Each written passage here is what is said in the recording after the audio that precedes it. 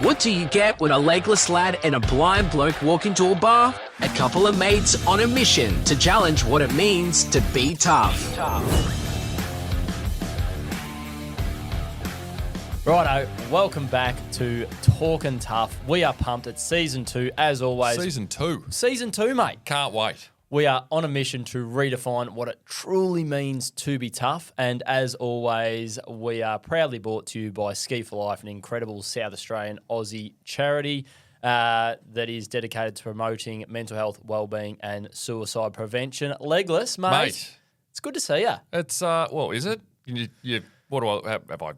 You haven't changed. No, I haven't changed a bit. Nah, I mean, 3 more grey hairs. Mate, no, it's a few more than 3, I reckon. Oh, tell me about it. You know, it's a couple of kids will do that to you. And I must say it's wonderful to be back behind the podcast, Mike, for Season 2 of Talkin Tough. Bloody oath. How fun was Season 1? Season 1 was great. It was amazing how it sort of how we sort of found our feet, so to speak. I know I can't bloody say that too often, but metaphorically finding your feet. But finding your legs, finding your feet. Working out what sort of messages sort of resonated with people over the course of the year and the season. And here we are, Season 2. We have some absolute bangers on the card for guests and what they've learnt through some, experiences that they've been through, their respective experiences. Get to unpack that, have a bit of fun in the process, and get to do it sitting alongside my great mate Ben Pettingill. And what life's good, mate. Mate, what more could you possibly want? Ask for? You're welcome. Hey, like you said, mate, we're pumped about Season 2. It's been a while between drinks, between Season 1 and Season 2. We know that. And Season 2, it's going to be a little bit different. So for our Season 1 listeners, it's going to potentially, hopefully not sound too much different, but it might look a little bit different if you are watching on YouTube or seeing it on socials or whatnot.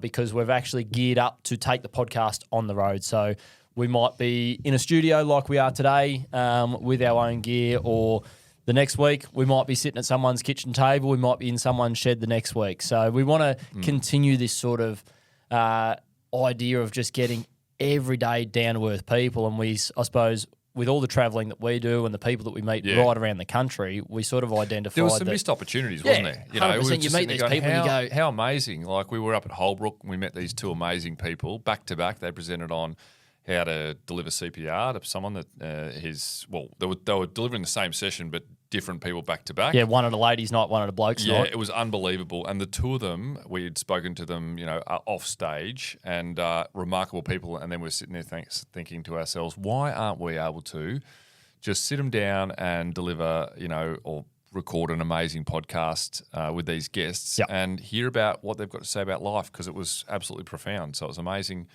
We're able to do this. I think the important thing here is to say that it's not really about, potentially what it looks like on YouTube, all the bells and whistles. We've got a fake plant in the background and all that sort of stuff. Hey, none of that matters, because the most important thing is the conversations and the remarkable lessons that people are able to deliver around what they used to view tough as, and then through their experiences, what they now consider to be tough, which we've discovered after Season 1 and which will be continuing on the trend, is that tough is actually talking. It's about getting up and talking about stuff when you need to. Bloody oath. And I suppose in doing so, and the 2 people you mentioned, shout out to Lou and Jeff, you're still firmly in our sights, and we will absolutely aim to get them on. If it's not in Season 2, it'll be Season 3, 4 or 5. But I think not only that, we want these conversations, these yarns, to be just comfortable for people. Yeah. And we get that not everyone's a bloody radio presenter, and sitting in a studio. Nor are we, mate. We don't know what the hell we're doing. Well, we're just making it up as we go. But most of the time we can make it more comfortable, can't we? Absolutely. But most of the time, how often, Season 1 and I'm sure Season 2 will be exactly the same, is that most of the time we're sitting opposite a guest that, as you said, doesn't do it all the time. Our jaws are on the table just listening to them share their wisdom, their stories, because it just comes from the heart. As you said, everyday people. What more could you want? It's not like we're sitting there seeking out, people with these huge high profiles to, it's just relatability. I'll get there. Relatability is the most important part of it. So, 100%. Just real people, bloody real stories, real life, hey? Yeah, but as you said before, Benny, we've been, it's fair to say we've had a massive workload of late. I think what was the number? It was 64 sessions in 25 days across schools. Something ridiculous. Footy clubs, community clubs, bloody everything. And meeting some remarkable people in the process. But one of the things that's sort of become a bit of a staple of our sessions is that we go around the room and get the audience involved and get them to do exactly what our podcast guests do, and that's to reference or to talk about growing up. What did tough mean to you? Yeah, it's been really cool to kick off the face-to-face sessions with that first guest question that we kick off with which is growing up. What did tough mean to you? Who do you think of? What do you think of? What first pops into your mind? And Benny, what do people say most of the bloody time when you say, who do you think of? Mate, we've had some great ones. We've had some rippers. I think actually let's bounce backwards and forwards with some of the rippers, and then safe to say there is one bloke that has won the trophy of most mentions between season 1, season 2 with all of our live sessions. You get a lot of, maybe you get a sprinkling of sort of an Arnold Schwarzenegger or someone like that, but majority, like, it's funny, and this is most of the time it's blokes just yelling out because they're the ones that are loudest. And sayings and stuff. And sayings and that sort of stuff. But the people that they talk about that are tough, right, are footy players. Yeah. And because we've done a lot of work, just so happens to be in South Australia, always bloody Mark Rasciuto's always coming up. Tough people like that. Glenn Archer. Chris McDermott was one. Glenn Archer's always one from North Melbourne, but one of the names that really does come out a lot is Lee Matthews. Yes, with a name like Lethal, you don't get that nickname. He's widely, you don't get that name without doing a few things. He's widely considered to be one of the toughest footballers ever to play the game. We did some reading, research. Even Google tells you that. Absolutely. So we Googled a little bit about, because again, I'm probably a little bit older than you, but even Lee, he was coming to the end of his career when I. You definitely are. A little bit older than you, mate. So, but I remember the tail end. I don't really remember much about him because he retired when I sort of started getting into footy. But yeah, and I only really know him as a coach, a remarkable coach. Oh, right? yeah, 100%. Incredible leader and mentor. But he's named Lethal Lee. He was very, very famous for having come off having a bit of a run-in with a goalpost. What happened? And coming off not second best, but first best, the goalpost broke. You're kidding. So that's tough, right? We can all agree that's pretty tough.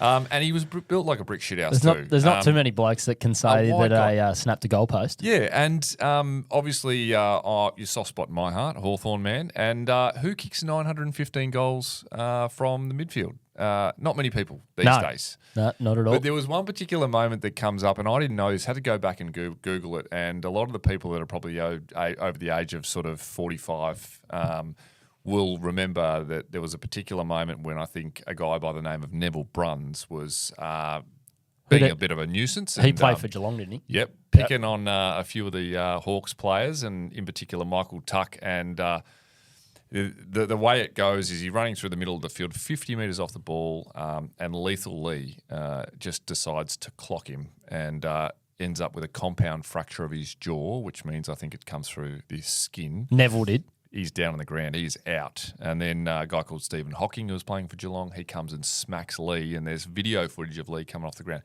Now, we're not saying that going around belting blokes is tough. That's not what he was known for being tough. Apparently, but I'm sure that was part of why this older generation him, right? that we are asking growing up, what did tough mean? That's the sort of bloke that pops in, like the bloke that used to swing fists around the pub. Yeah, or just barrel into a pack, 4 blokes go bowling over, and he stands up with a footy, right? Yeah. It's just that old school, hey, this is what tough means. And physical, masculine. But that's crazy. Like, you think about what it constitutes nowadays. Imagine what he'd get for doing that nowadays. The AFL, 150 weeks, roundabout. Yeah, plus the rest. They reckon that he would have got in modern football suspended 20 more times or something like that if he was playing in the modern game. What did he cop back then? I think he copped deregistered for 4 weeks, an assault charge from the police, and $1,000 fine, which was later on reduced to a good behaviour bond or something along those lines. So if you're listening, Lee, geez, We'd love to get him on. Wouldn't that be amazing to have someone like Lee Matthews Yeah, on? reach out, Lee. Not that we have, we do have a no celebrity policy, but we'd make an exception for that great man because he's a Hawthorn boy, right? Okay. But I guess the moral of the story is many, many years later, obviously went into coaching, very successful. I think he won a flag with Collingwood then. Obviously, we know about Brisbane. Yeah, But he won the early 90s. without boring people too much about football, he said one of his greatest regrets was when control was desperately needed, I totally failed the self-discipline challenge. It was a moment that I would love to take back. Now, and that's him talking about when he clocked Ev. Yeah. Yeah. So he made a decision based on, emotion. I assume he's not talking about the goalpost. No, or probably not the goalpost. But it sort of feeds well into what we're talking about from a toughness perspective. You've got someone that probably a bit of white line fever. They do something in the heat of the moment, and then years later they're able to sort of reflect, learn from their experiences, and say, hey, maybe that wasn't the greatest choice at the time. And I think that's really important when it comes to, when we're making decisions and we understand, hey, listen, when the emotions are high, you're in the heat of the battle, when things are getting on top of you, when you're overwhelmed, when you're frustrated, when you're feeling anxious, all that sort of stuff, what's the correct decision to make? How do you actually navigate those times with a little bit of clarity and actually make a decision that's going to benefit yourself and something that's going to get you from point A to point B? Don't just belt the first person you see is the moral of the story, right? No, 100%. And it's funny you say that because the amount of people that we've met, and probably more so blokes, but people in general, when you're in testing times, tough times, challenging situations, doesn't matter what it is, but let's even say you're going through a tough time, then you're down at the pub, then you've had a skinful, and then something else happens, like having the ability to stop, pause, breathe and go, is this a good choice? Yep. Right? Is this actually going to benefit the situation, the way I'm feeling? Is this going to be a good outcome? Whether it be, and this is all just hypothetical here, driving home, whether it be picking up that number, picking up the phone and ringing the ex and hurling abuse, right, if you've been through a breakup. Because we've heard some of these stories that you meet. They do. It comes through. And then there's regret off the back of it because they, similar to Lee, you don't have that ability in that moment, or they made the choice to go lean into the emotion, lean into the white line fever, lean into the adrenaline, and just let the emotion take over rather than taking a breath and going, what's going to be best in the long run? What do I really need right now? And what's the best next step to take? Easier said than done. We get that. Absolutely. But it's an like irrational, you say, it's an irrational moment though, isn't it? It's a connecting sort of metaphor with a lot of life, not just obviously Lee on the footy field, clocking a bloke. And I think, if I reflect back some of the things that we, used to speak about on the first Mates on a Mission trips we do on behalf of Ski for Life, it's really evolved. And I think a big part of the reason it's evolved is purely because of the amazing people we get to meet along these trips. And also outside of them too. So it's, we've had guests that have nothing to do with these trips, but in particular, they've been able to help us to shape, what are the things that people are kind of missing when it comes to their mental health? How can we avoid, some really tragic outcomes when it comes to mental health? When it comes to someone like Lee Matthews, I don't think there's any disputing that he was a really tough player back in the day, right? Yeah, physically, physically tough. But I think that we all agree, and there's a need for physical toughness in life, but there's also an extension to that, which is about encouraging people to sort of step up and speak about things when they are struggling. And, also one of the things we, when we ask, what was your version of tough, some of the comments that we hear and sayings, they're always quite amusing too because they're consistent across the board, aren't they? Oh, some of them are absolute crack-ups. I reckon for a bit of fun. Yeah.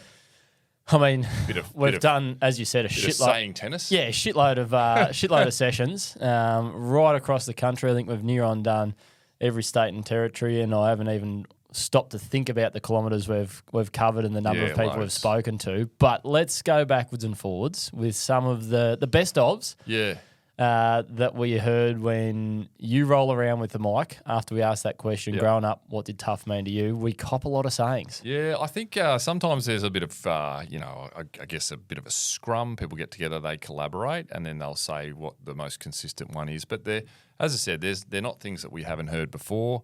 Have a cup of concrete. You always sort of tend to get that one. Right. There was Suck It Up Princess. Suck It Up Princess, yep. Yep. I had a 12-year-old girl that was at a community event that I went and said, yep, and they pointed to her. So she goes, harden the F up. That was a doozy. So I was like, okay. Okie Cool. dokie. Yep. Thank you, love. I think in Thanks, that Mum. thinking you might have heard that one before from somebody older than you, darling. One that I loved was head to Bunnings and grab yourself a bit of timber. And What's that one all we're about? like, I've actually hang on, forgotten about that. What was that one? please expand. Yeah. And she goes, head to Bunnings, get yourself some timber, build a bridge, and get over it. I was like, right, okay. That's fair enough. Yeah, that's sort of like, again, all of them pretty dismissive of how people are actually feeling. What about What else you got?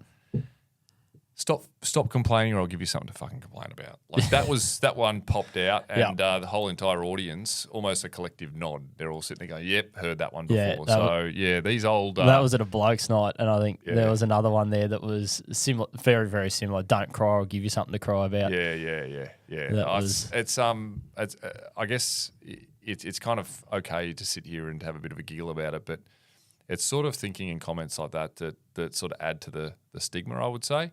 And it's about time we sort of gave genuine emotions, and when people are struggling, the time and the compassion that they deserve.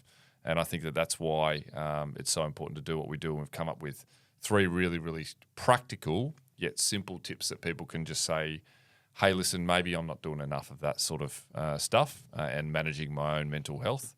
Maybe I'll start to sort of open up and have a bit more of a chat about my problems. Yeah, bloody oath. And these aren't tips that we've just pulled out of our ass. Like, these are tips that I suppose we have formed through not only the shitload of sessions we've done, but the numerous conversations we've had with people that have talked about their own mental health experiences, what's helped them, what hasn't helped them, what they wish they had done earlier, the support they've got, the tips that they've got off professionals, things like that.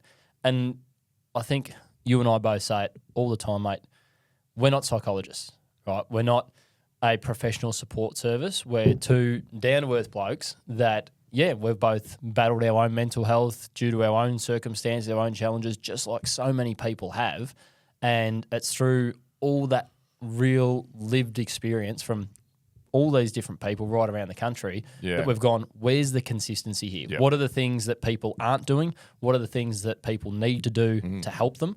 And like you say, we've broken it down into 3 sort of really key points, and we thought it'd be a great way to kick off season 2 with going, we've finished season 1 with that new definition of tough is talking, but right, how do we break that down? And for someone who's doing it tough, or if you see someone, you notice someone that isn't quite right, right, what are some of the steps that person can take and can follow to help them start to realise, all right, maybe I'm not doing okay, or what's going to help me here? I think it's like one thing is a really easy things to focus on what they are doing, but I think it's really important to work out, well, what are the pain points? Why are we actually decided to unpack and create this collective pool of stories and then rip out all the key learnings, right? So what are people really good at, particularly rural regional, particularly blokes who we know are notoriously bad at this sort of stuff, is that we're really, really good at ignoring when we're not going so great, and I guess the reference point or the story or the creative link that we use is, we've had a lot of thought and put a lot of thought and energy into it. And it's like, well, I did that for 9 long years myself. Like everyone, if you go back and and you're familiar with my story, 9 years kept my leg there, this manky leg that would never heal right. And I just left it there, and I made excuses for it all the time. I used to pick up that rug that we've all got, sweep it under the rug, and hopefully it gets better by itself. Yep. And as you point out, and the unpack there is around, well, if you can ignore physical pain for so long in your life, even things that are sitting there right in front of you that you need to address and do something about, it's really easy to get on with things because we're all busy. If you ignore that stuff, how good are we, as you say, how good are we ignoring the stuff that isn't so easily identified?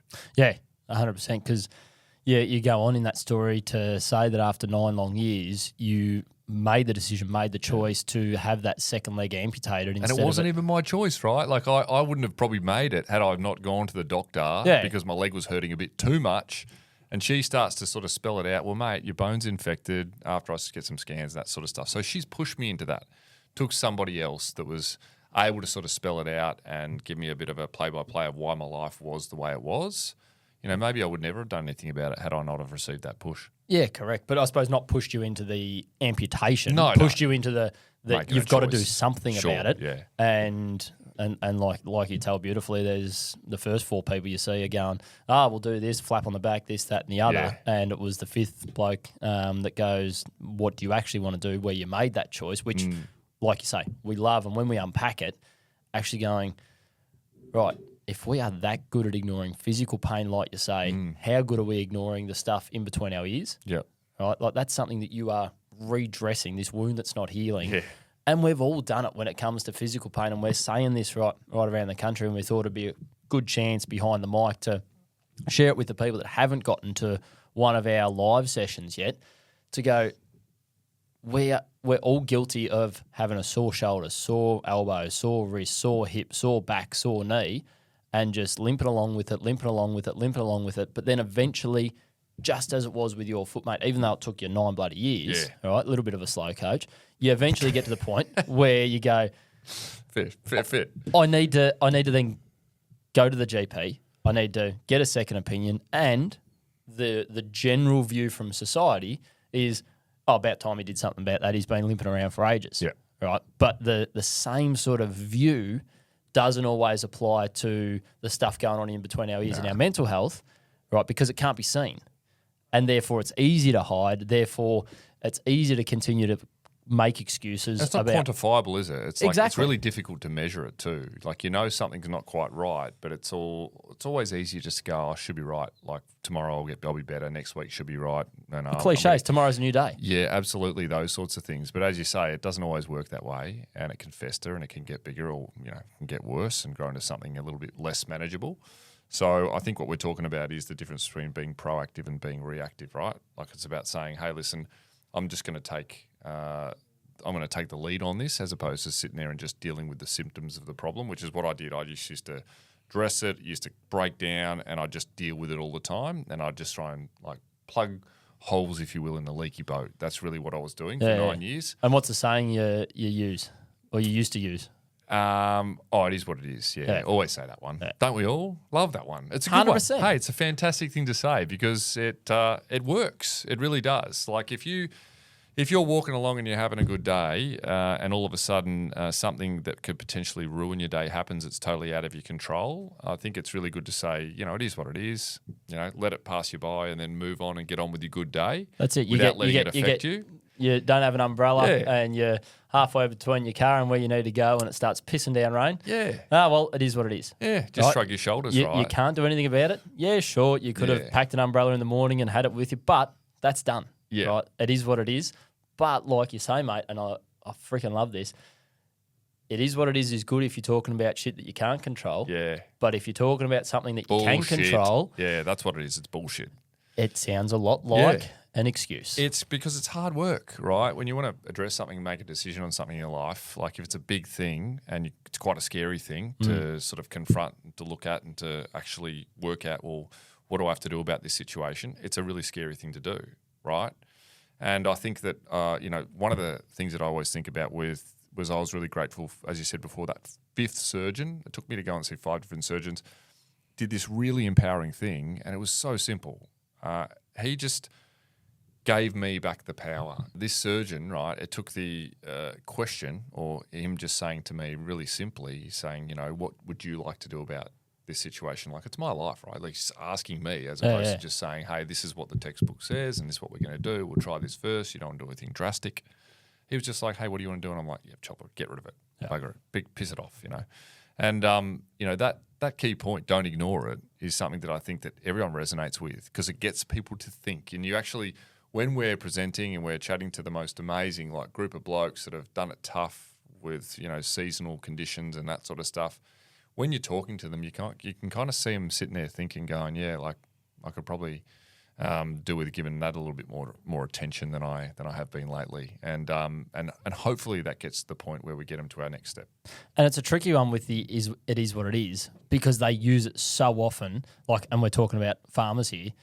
it is what it is when you're talking about seasonal conditions, drought, flood, weather, like Relevant. markets, very, very relevant. And that's the sort of stuff and that's the sort of saying that helps get them through the day-to-day, right, with it is what it is. But it is what it is quite easily flows into the effect that the stuff you can't control is then having on your mental health. Yeah. And that's when it crosses that line of, well, the way I'm feeling doesn't have to be it is what it is. Maybe I can do something about that. And maybe you need to get up in the morning or before you go to bed tonight, look at yourself in the mirror and go, how am I actually going? Yeah. Like, and check in with yourself honestly. Because when I was talking a little bit before about like the physical injury, limping along, right, if you've got a broken leg, you know quite clearly, I can't run 100 metres as quick as I normally do. Nah, go get it patched up. 100%. And then once you're better, once you're recovered, once you're physically fit and able again, you're able to sprint 100 metres, potentially as well as you ever could, keep training, keep getting better, whatever. But it's then like the word you used before really resonated with me with it's much easier to quantify the physical stuff. Yeah. Whereas see it, feel it, touch it. It's easy to work out what to do. 100%. Yeah. It's you can run 100 metres in 12 seconds. Now with a broken leg, you're doing it in 37, right? Because you're limping along and crawling along. Hopping. And you go, yeah, that's a fair difference. I'm a bit off here. I might have to do something about it. This leg needs to get better before I can get back to my best. Whereas it's really hard to go, I'm going to look back at today and go, yeah, I was feeling a bit off, but am I 5% off my best, 10% off, 50% off? Like, how do you quantify that? And it takes an honest conversation with yourself to go, if I think back to when I've been on top of the world, really happy, really well mentally, whenever that was, and trying to remember that feeling, how productive you were, how much energy you had, everything in your life, and then comparing it to how you're going. Yeah. Yes, it might make you feel worse, but it's also that way that you can go, there's a fair difference between how I'm going now and how I was then when I was really good.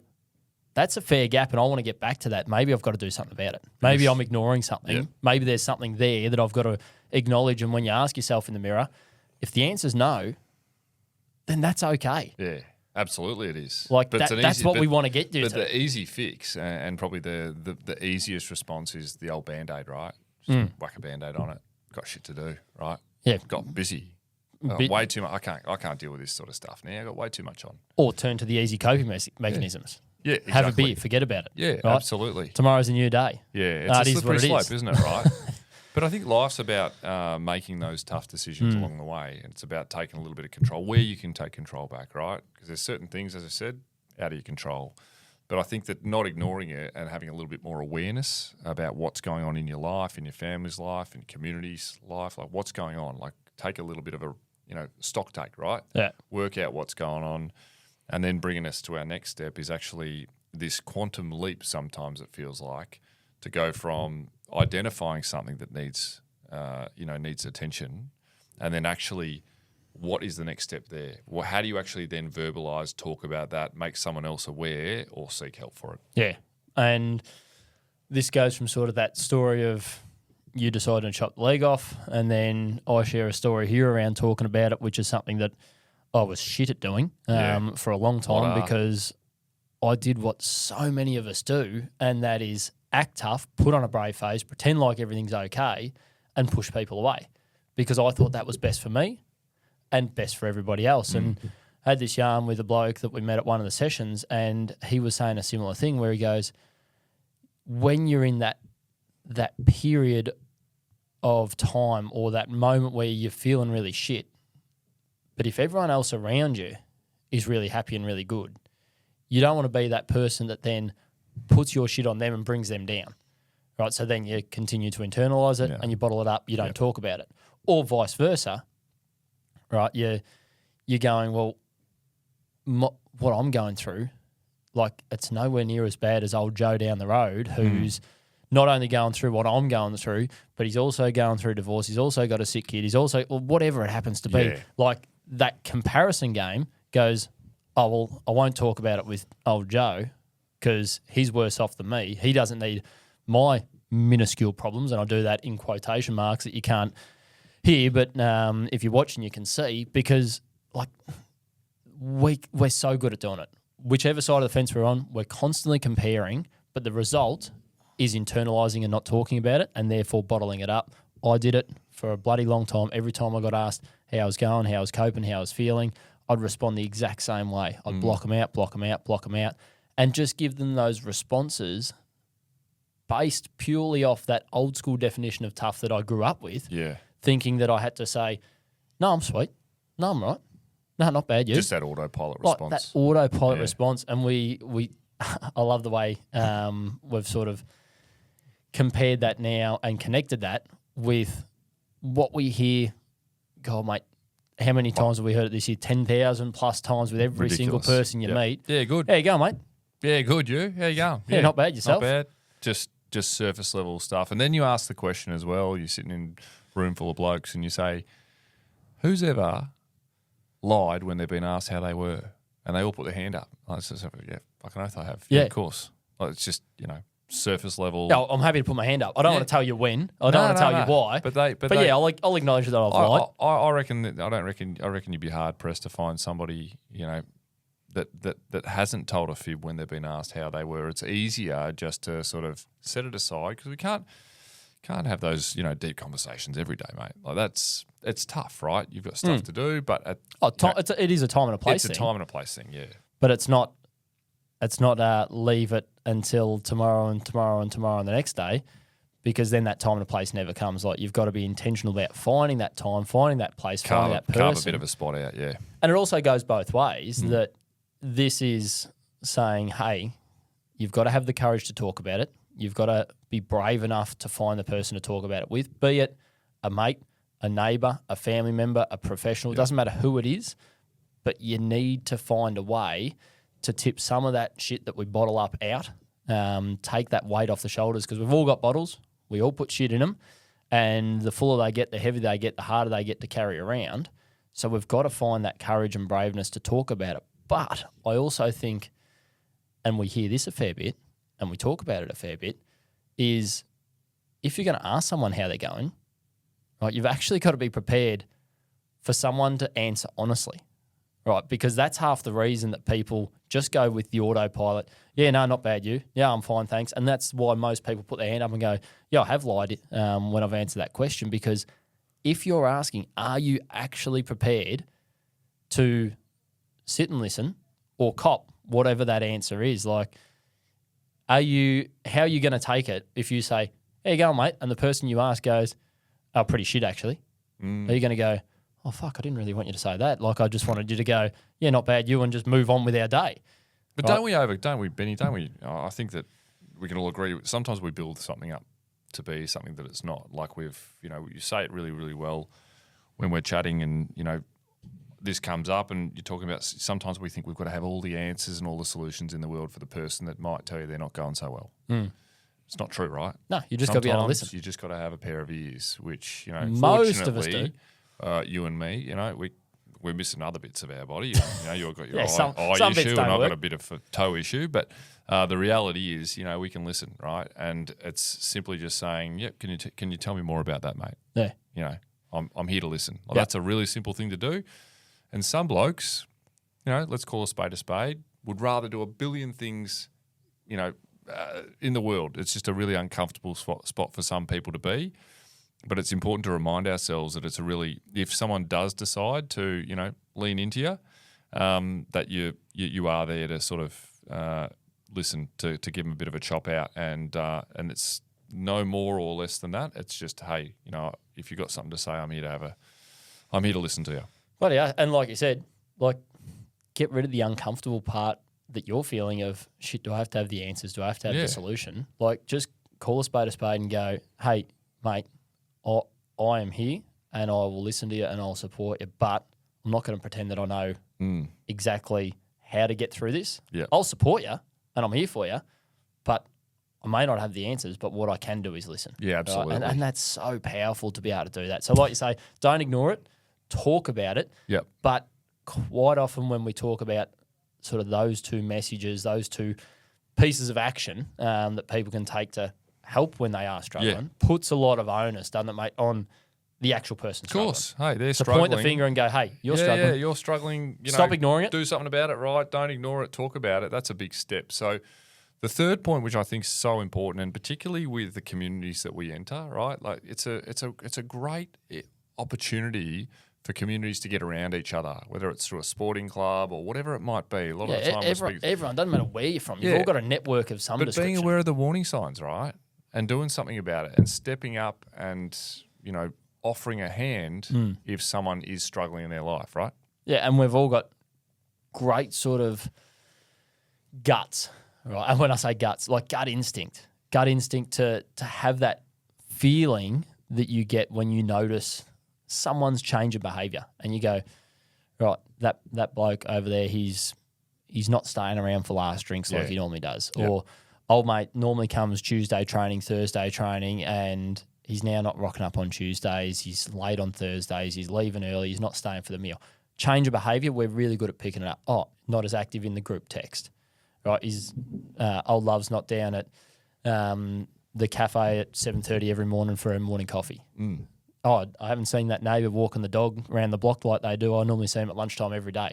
Like Picking up on those cues. We're very good at picking up on those signs. And then when those signs become more regular, there becomes patterns attached to them. And those patterns can lead to warning signs where you've got that gut feeling that you go, something's not quite right. Now, when we've got that feeling, that instinct, that intuition, quite often we then do what most of us do, which is, oh, well, I'm busy. I'm sure they've got people that are supporting them, that are talking to them, that they're talking to, that they're closer to than me.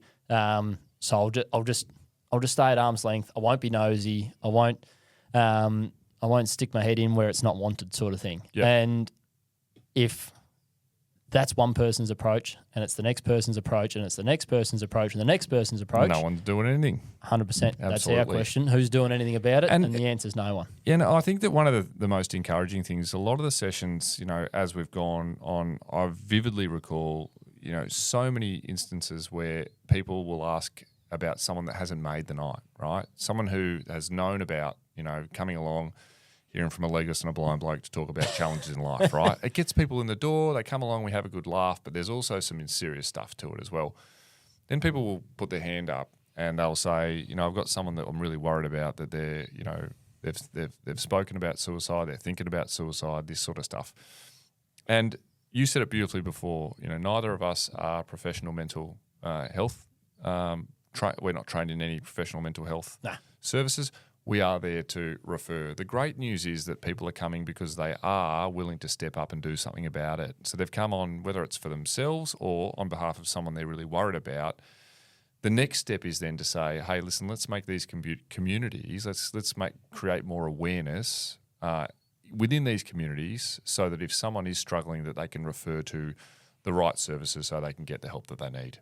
Yeah, I couldn't agree with you more. And you tell a great story. I'll leave it over to you just to sort of recap a little bit about our mate Kev and how he embodied, I suppose, what we're encouraging people to do here, and that is not be a bystander and take action. Yeah, I do. I think it's a pretty powerful story, because I felt, it was when I got shipped off from the Alfred Hospital to the rehab hospital, where it wasn't life and death. It was about, well, how do you move on, and what does a prosthetic leg look like? How do you learn how to use one? How do you build your strength back up? It was, I was a fish out of water.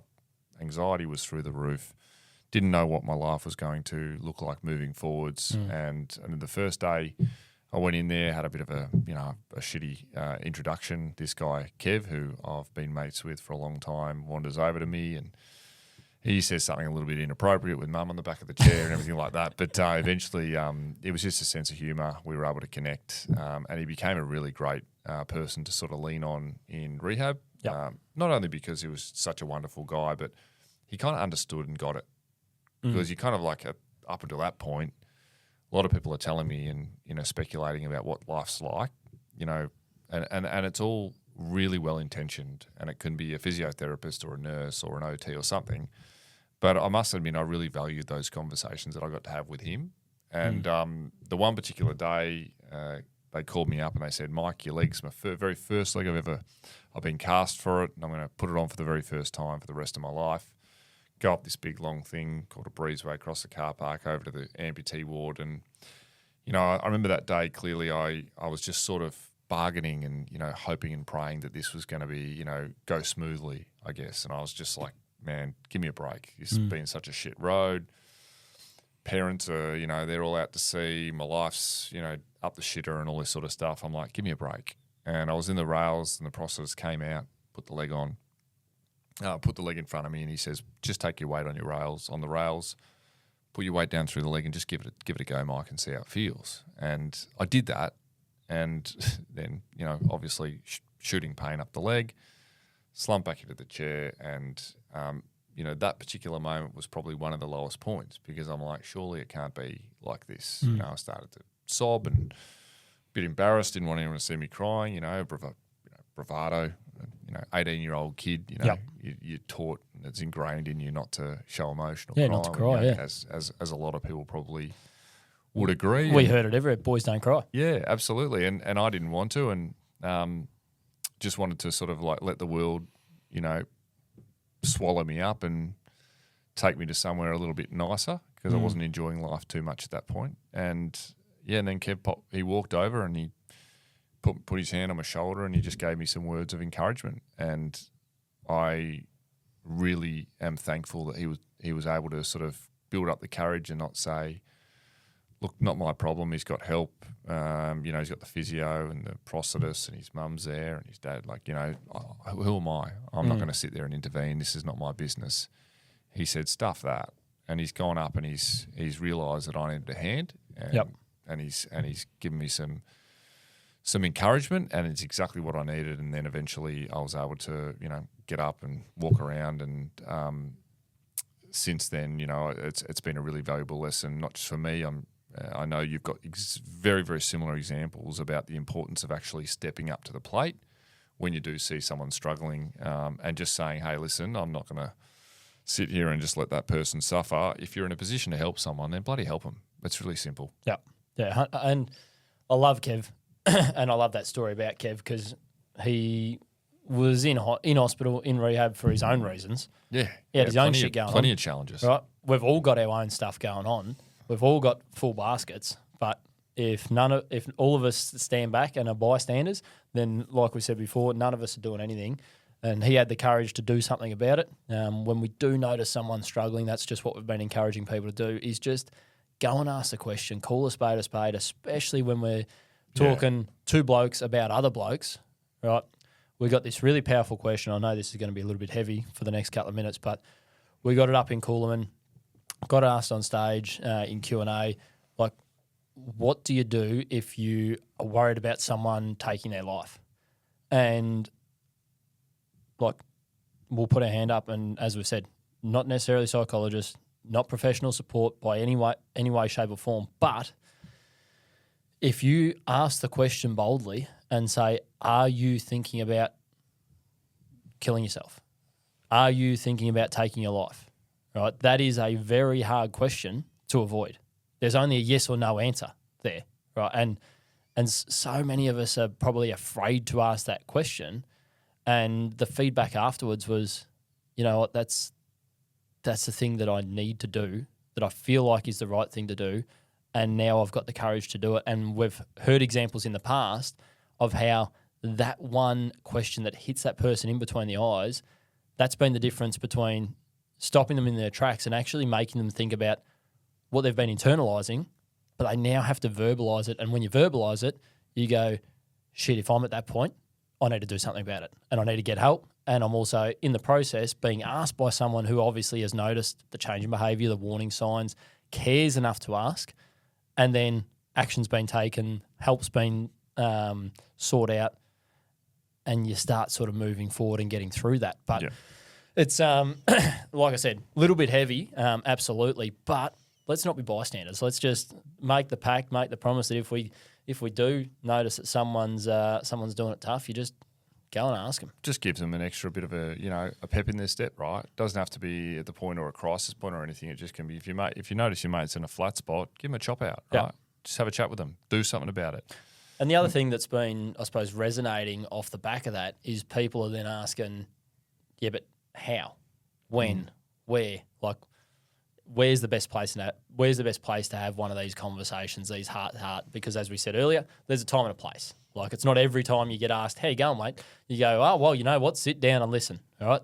Have you got 15 minutes? No, you don't. We're standing at the petrol station and we're both filling up our cars. I don't have 15 minutes to chat. So it's a time and a place thing, but it's going, if you are worried about someone, for women, right, we say eye contact, face-to-face is the best place to have an emotional conversation. Women are great at it, whether it's over a cup of tea, whether it's over a glass of wine. That's how women communicate best about emotional experiences.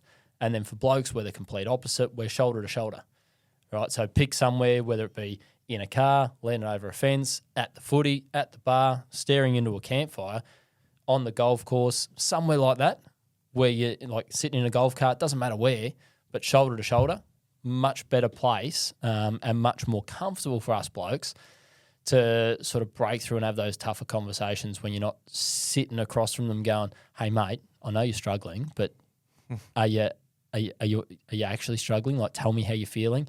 Like, I'm really worried about you. You get that person looking away, shying away from the get-go, whereas a lot more comfortable when you can stare out into space, and that's coming from a blind bloke.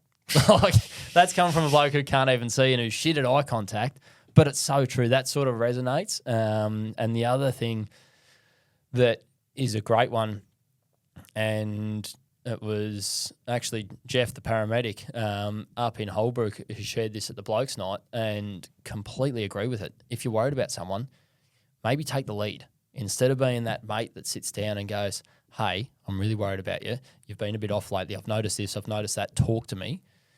Actually leading by example and talking about something you're struggling with and going, I've been struggling with this, mate. Like, I'm feeling a bit flat, this, that, and the other. That sort of rolls out the red carpet of vulnerability, so to speak, to go, I'm happy to talk about some real stuff and I'm here to listen too. So leading by example can often be a great way to sort of create a safe space around it when it comes to doing something about it. So those three key points: not ignoring it, talking about it, but also doing something about it if you do see someone that's struggling, is something that I guess that's the makeup of what Talkin Tough's all about. Yeah. It's tough as actually talking when you need to. That's what we've been discussing in these amazing communities that we get to visit with the guests that we get to talk to and to sit down with in season 1 and now in season 2. We've got some amazing people we get to chat to and work out what their old definition of tough was and now what they've learnt and what it means to them to be tough today. And I think that there's some real consistency around that message, and I think something that people have certainly been resonating with. So, mate, I'm really pumped to get into season 2. How about you? Mate, absolutely. As we say in all of these sessions that we do, the statistics aren't going to change unless we all put our hand up and go, let's do something about it. And I think talking about it, continuing to have the conversation, whether it be face-to-face, whether it be with your mates or whether it be through this podcast, I'm pumped to continue to have this conversation as much as we possibly can right around the joint. So season 2, let's do it. Another fantastic conversation today. As always, if anything has triggered you in any way, shape or form, or you feel like talking about something, pick up the phone, call a mate, call a professional, or if that mate doesn't answer, you can always call Lifeline on 13 11 14. We'll catch you next time on Talkin Tough.